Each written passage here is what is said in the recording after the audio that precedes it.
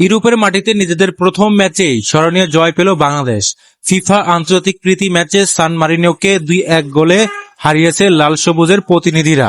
বাংলাদেশের জয়ের নায়ক অভিজ্ঞ ডিফেন্ডার তপু বর্মন। তার জোড়া গোলেই সেরা ভালের সান মারিনো স্টেডিয়ামে ইতিহাস গড়েছে বাংলাদেশ। ফিফা র্যাঙ্কিং এ সবচেয়ে নিচের দল সান মারিনো, কিন্তু ইউরোপের দেশ হওয়ায় নিয়মিতই তাদের খেলতে হয় জার্মানি, স্পেন, ইংল্যান্ড, ইতালির মতো বিশ্ব ফুটবলের বড় শক্তিগুলোর বিপক্ষে। তাই র্যাঙ্কিং এর হিসাবের বাইরে গিয়ে বাংলাদেশের জন্য সান মারিনোর বিপক্ষে এই জয় বিশেষ কিছু, কারণ ইউরোপের মাটিতে ইউরোপের কোনো দলের বিপক্ষে এটি বাংলাদেশের প্রথম ম্যাচ, আর সেই ম্যাচেই জয় নিয়ে মাঠ ছেড়েছে লাল সবুজেরা। সান মারিনোর স্টেডিয়ামে আন্তর্জাতিক প্রীতি ম্যাচে স্বাগতিকদের 2-1 গোলে হারিয়েছে বাংলাদেশ। জয়ের নায়ক ডিফেন্ডার তপু বর্মন।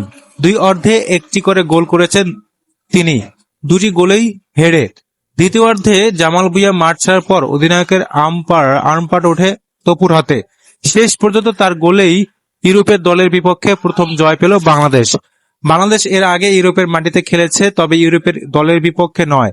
2000 সালের ইংল্যান্ডে ভারতের বিপক্ষে খেলেছিল বাংলাদেশ, সেই ম্যাচ জেতা হয়নি। 2001 সালে ভারতে বসনিয়া ও হার্জেগোভিনার বিপক্ষে খেলেছিল লাল সবুজরা, সেই ম্যাচে 2-0 গোলে হারতে হয়েছিল। সেই হিসাব সান মারিনোর বিপক্ষে জয় বাংলাদেশের ফুটবলের জন্য আলাদা এক মাইল ফলক। ম্যাচের শুরুটা অবশ্য বাংলাদেশের জন্য খুব স্বস্তি ছিল না। বল যখন আক্রমণ শুরুতে এগিয়েছিল সান মারিনো, নিজেদের মাঠে তারা দ্রুত ছন্দ খুঁজে নেওয়ার চেষ্টা করে। বাংলাদেশের রক্ষণও প্রথম কয়েক মিনিটে কিছুটা চাপে পড়ে, তবে 10 মিনিটের পর ধীরে ধীরে খেলায় ফিরে আসে বাংলাদেশ। মাঠে নিয়ন্ত্রণ বাড়ে, আক্রমণও দেখা যায় গতি। 19 মিনিটের আসে কাঙ্ক্ষিত গোল, হামজা চৌধুরীর ফ্রি কিক থেকে আক্রমণের সূত্রপাত। এরপর শেখ মোরসালিন ডান প্রান্ত থেকে দারুণ ক্রস বাড়ান। বক্সের ভেতর অবস্থান নেওয়া তপু বর্মন নিখুঁত হেডে বল জালে পাঠান। সান মারিনোর জাল কাঁপতেই গ্যালারিতে উল্লাসে ফেটে পড়েন বাংলাদেশের সমর্থকরা।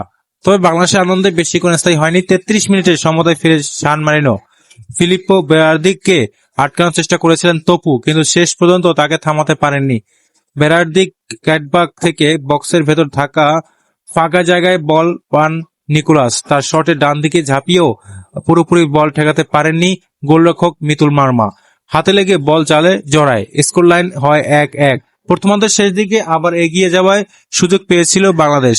এবারও আক্রমণে উৎস ছিলেন শেখ মোরসালিন। তার বাড়ানো বল পেয়ে সাদউদ্দিন গোলরক্ষক প্রায় এক আপ পেয়েছিলেন, কিন্তু ভালো সুযোগ পেয়েও পোস্টের উপর দিয়ে শট নেন তিনি। ফলে বিরতিতে দুই দল যায় 1-1 সমতা দিয়ে।